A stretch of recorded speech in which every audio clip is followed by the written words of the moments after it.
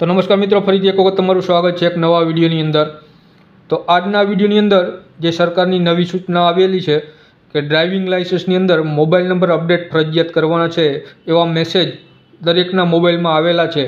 तमे घर बैठा तमारा मोबाइलथी फक्त 1 मिनिटमां तमारा ड्राइविंग लाइसेंसनी अंदर मोबाइल नंबर अपडेट करी शको छो। तो एना विशेनी आपणे संपूर्ण माहिती आ विडियोनी अंदर लेवाना छीए।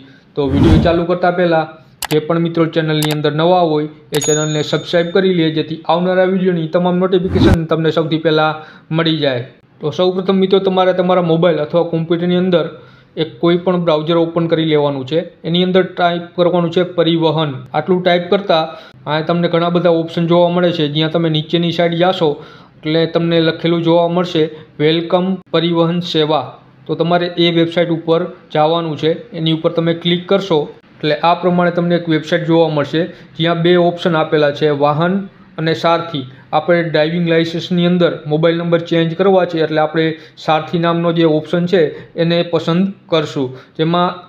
જેમાં પણ એક QR કોડ અને લિંક નીચે આપેલી છે। તો તમે QR કોડ સ્કેન કરીને પણ આ URL पर जई शको छो અને નીચે ડાયરેક્ટ URL આપેલું છે તો એની ઉપર ક્લિક કરીને પણ તમે જઈ શકો છો।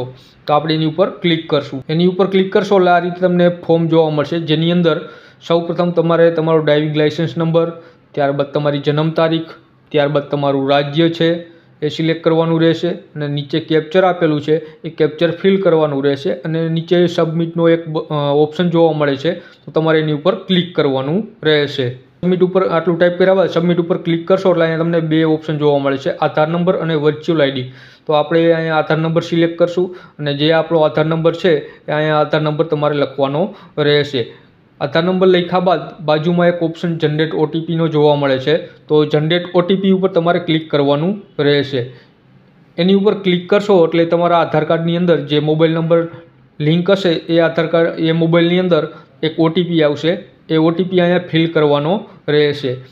તો મારા મોબાઈલની અંદર OTP આવી ગયો છે તો હું ફિલ કરી લઉં છું। ત્યારબાદ આ ત્રણ જગ્યાએ ટિક માર્ક કરીને ઓથેન્ટિકેટ ઉપર ક્લિક કરવાનું રહેશે। એની ઉપર ક્લિક કરશો એટલે અહીંયા એક ફોર્મ જોવા મળશે જેની અંદર તમારો ફોટો છે, તમારું નામ છે, સરનામું છે, બધી જ ડિટેલ અહીંયા જોવા મળશે।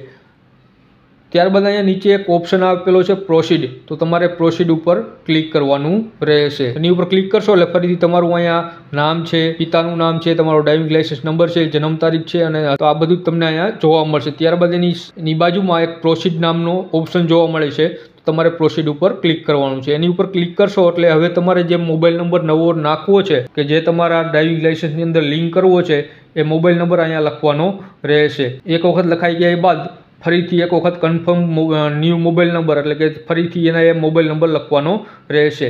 ત્યારબાદ અહીંયા પ્રોસીડ ઉપર ક્લિક કરવાનું રહેશે। એની ઉપર ક્લિક કરશો એટલે ફરીથી જે તમે મોબાઈલ નંબર નાખ્યો હશે એ મોબાઈલ નંબર ઉપર એક OTP આવશે તો અહીંયા OTP ફિલ કરી દેવાનો છે અને વેરીફાઈ ઉપર ક્લિક કરવાનું રહેશે। વેરીફાઈ ઉપર ક્લિક કરશો એટલે અહીંયા લખેલું જોવા મળશે OTP વેરીફાઈ સક્સેસફુલી। ત્યારબાદ અહીંયા નીચે ઓપ્શન આપેલો છે પ્રોસીડ તો તમારે પ્રોસીડ ઉપર ક્લિક કરવાનું રહેશે। પ્રોસીડ ઉપર ક્લિક કરશો એટલે અહીંયા ઉપર તમને ગ્રીન અક્ષરે જોવા મળશે successfully updated licence number with mobile number એટલે કે આ ડ્રાઇવિંગ લાઇસન્સની અંદર આ મોબાઈલ નંબર તમારો અપડેટ સક્સેસફુલી થઈ ગયો છે। તો આ રીતે મિત્રો તમે ઘર બેઠા ફક્ત 1 મિનિટની અંદર તમારા મોબાઈલથી જ તમારા ડ્રાઇવિંગ લાઇસન્સની અંદર મોબાઈલ નંબર અપડેટ કરી શકો છો। તો મિત્રો માહિતી પસંદ આવી હોય તો વિડીયોને શેર કરજો અને ચેનલને સબસ્ક્રાઈબ કરી લેજો જેથી આવનારા વિડીયોની તમામ નોટિફિકેશન તમને સૌથી પહેલાં મળી જાય। ફરીથી મળશું એક નવા વિડીયોમાં, ત્યાં સુધી જય